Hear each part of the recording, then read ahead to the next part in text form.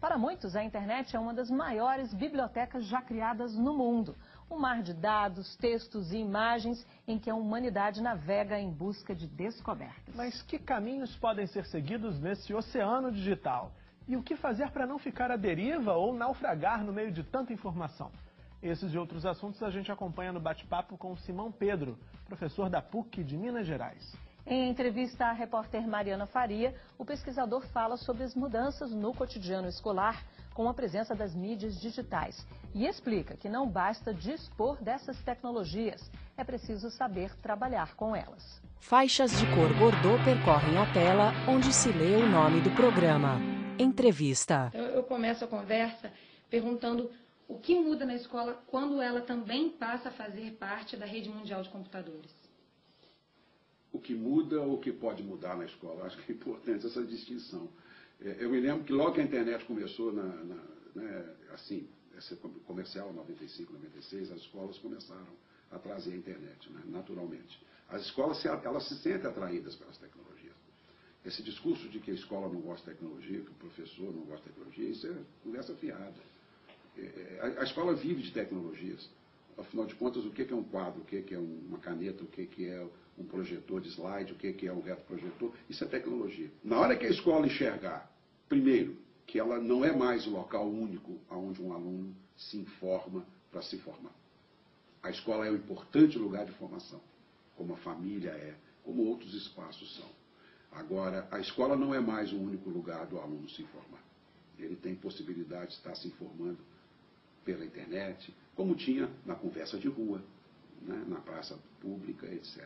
A escola precisa tomar consciência que na hora que ela assumir isso, ou seja, eu conto com uma fonte de informação rica, ao mesmo tempo pobre, porque tem mistura de tudo. Eu sempre comento que a humanidade conseguiu criar, né, a maior biblioteca da história na hora que criou a internet. Mas junto com isso criou também o maior depósito de lixo dessa nossa história como humanidade. Porque tem de tudo na internet cabe tudo. E aí entra o papel da escola, que é fundamental, que só a escola pode fazer. É preparar esse menino, esse jovem, para lidar com essa informação, ser seletivo em relação a ela, ser capaz de criticar e, usando a expressão comum, capaz de separar o joio do trigo. A escola tomando essa consciência, assumindo, se apropriando da ferramenta. O que muda no cotidiano escolar, uma vez que ela passa, então, a integrar essa rede? A escola precisa, num determinado momento, parar e dizer, bom, é hora de nós decidirmos o que significa hoje ensinar e aprender. Então, se a escola perceber, e nós estamos fazendo uma grande aposta no laptop educacional por causa disso, que o aluno pode estar, naquele momento, ele consultando uma fonte, ainda que diferente da do colega, trazendo informações, discutindo com o colega, e, a partir dessa informação, né, um trabalho que é de inovação pedagógica, a escola perceber que ela tem novos caminhos para essa construção do conhecimento, porque a escola continua sendo o lugar de construir conhecimento, é o lugar onde se pega a informação, se trabalha com a informação, porque sem assim não se constrói conhecimento, e a partir daí, então, o papel do professor se modifica. Então, nós não podemos acreditar a tecnologia. Coloque a internet na escola e a escola será outra. Possivelmente não. Possivelmente o que nós vamos ver é uma subutilização desses recursos. Né? Ou seja, coloque a internet na escola e talvez não modifique nada. Porque o que tem que mudar são cabeças. As cabeças dos professores, e eu acredito que eles podem mudar. Eles têm que ser estimulados, têm que ser apoiados. Eu não aceito o discurso de que o professor é refratário à tecnologia. Como ele é refratário se ele sai da escola e vai num banco eletrônico? Como ele é refratário se ele chega de noite em casa e abre a internet e busca alguma coisa para uma aula? Ou, no mínimo, ele vai buscar uma prova de vestibular, não é mesmo? Para montar a prova que amanhã ele vai dar para os alunos dele, para testá-los. Como ele é refratário se ele está lidando com o computador? Como ele é refratário se ele está lá com o seu telefone celular, né, que hoje é quase tudo menos celular. Né? E quando o professor não tem essa ambiência, é preciso dar tempo a ele. Dê tempo do professor. Ajude o professor a conhecer essas ferramentas. É fundamental esse apoio. A escola precisa ter alguém para fazer isso. Alguém mais chegado às tecnologias, mais amante das tecnologias, aqueles que quase que dormem com elas, não é mesmo? Que eles vão descobrir caminho e vai discutir com o professor e vai dar chance do professor testar essa tecnologia, ver se ela se adequa à realidade do seu aluno, se ela tem sentido. Se ela não tiver sentido, joga para lá. Na escola, tudo não tem que ser o mesmo para todos o tempo todo, nem a tecnologia. Então, e o professor precisa ter tempo para se convencer dessa tecnologia, de que ela pode, de fato, não é ajudar ele, mas ajudar o aluno a aprender. Agora, ele tem que se incomodar, porque ele tem que dizer assim, eu vou sair dessa mesmice que eu estou fazendo, porque essa mesmice não tem sentido mais. Mas eu, enquanto educador, enquanto formador, eu continuo tendo sentido, qualquer que seja a tecnologia, qualquer que seja o mundo. De que forma, especificamente, a internet pode contribuir para o trabalho do professor? É a fonte de informação a partir do qual ele trabalha.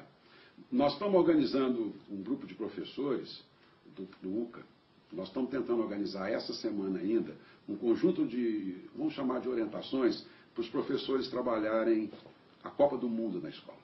A Copa do Mundo dá assunto para tudo, para geografia, para história, para ciências, não dá? Por exemplo, eu posso pegar a internet, o aluno vai lá no site da FIFA, coleciona dados numéricos, estão lá, por exemplo, quantas vezes o Brasil jogou a Copa do Mundo, quantas partidas ele fez, quantos gols ele fez, quantos fez a Argentina, nosso eterno rival. E, por exemplo, botar isso numa planilha e fazer um gráfico.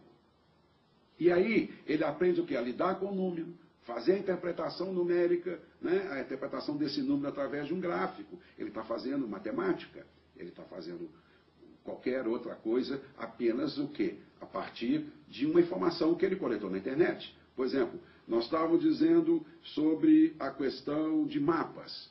Esses meninos, de repente, eles podem ir à África, não podem? Via Google Earth. Eles viajam no tempo e no espaço, lá na internet, lá no computador dele, na sala de aula, e de repente ele se vê lá em Joanesburgo, por exemplo, não é mesmo? Ele pode visitar museus que contam a história da África. Ele pode ver ali as biografias, por exemplo, de um Nelson Mandela, que é um homem que fez diferença na história desse mundo. Então, observe, é isso. É você trazer a informação do mundo, que eu sei que é um mundo, para poder botar na sala de aula na hora que o aluno precisa dela. E ali ele vai lidar com o professor, com o colega, porque colega é agente de aprendizagem, o colega me ajuda a aprender, do mesmo jeito que eu ajudo o meu colega a aprender. E nessa grande locução que se estabelece na aula, exatamente o oposto do que a sala de aula tem sido, que é o lugar do silêncio, eu consigo articular. No começo da conversa você falou que a internet possibilitou a construção de uma das maiores bibliotecas da humanidade, mas que era preciso separar o joio do trigo. Então eu te pergunto como o mar de informações da rede pode ser utilizado sem afogar os usuários da escola. Vamos para uma questão que não é muito da minha área, mas que eu faço reflexão, o jornalismo. O jornalismo, meu tempo de menino, que faz tempo, eu tinha que me basear o quê? No meu jornal local. Então o mundo era o que o jornal me dizia. Com a televisão, quando a televisão apareceu aqui, eu tinha 7 anos de idade, o mundo começou a ficar um pouquinho diferente, não foi? Porque eu comecei a enxergar além da minha cidade, além do jornal da minha cidade. E com o rádio, com outras coisas. E hoje, com a internet, por exemplo, você pega essas constantes crises entre judeus e árabes. Hoje eu posso, pela internet, ver o que dizem os dois lados desse grande conflito. Eu não sou mais obrigado a ouvir só o que uma determinada imprensa me veicula, por exemplo, a partir de uma visão israelense, ou a partir de uma visão árabe. O episódio de Gaza, recente, com aquele ataque daquela frota, aquela pequena frota, é bem típico. Israel deu a sua versão, mas os que estavam no barco, até uma brasileira, não foi? Deu a sua versão. Ela estava blogando, tweetando e narrando os fatos. Claro, tem uma subjetividade que ela coloca ali enquanto autora, mas ela pelo menos me contou um lado diferente. O episódio do Irã, as eleições do Irã, graças a um celular e um blog, nós vimos, lamentavelmente, uma moça ser assassinada porque se manifestava contra aquela eleição que consideraram fraudulenta. Então, hoje, esse tipo de recurso, claro que em muito lugar ele está barrado. Ainda existe censura. Aliás, se existe censura é porque o potencial dele é reconhecido. Porque ninguém censura o que não tem importância, não é mesmo? Esse potencial me permite ver o mundo a partir de vários olhares.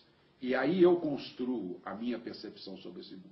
Eu não sou mais obrigado a me submeter a opinião de A, porque eu só li a opinião de A. E o nosso trabalho de escola, o trabalho de educador, nesse mundo, se torna muito mais complexo por isso. Porque eu, professor, eu também vendia a minha versão dos fatos. Né? Na minha aula expositiva, eu vendo a minha versão. Hoje, esse aluno pode confrontar essa minha versão e pode dizer, eu encontrei um site que está dizendo diferente. Pode ser até que o site está errado.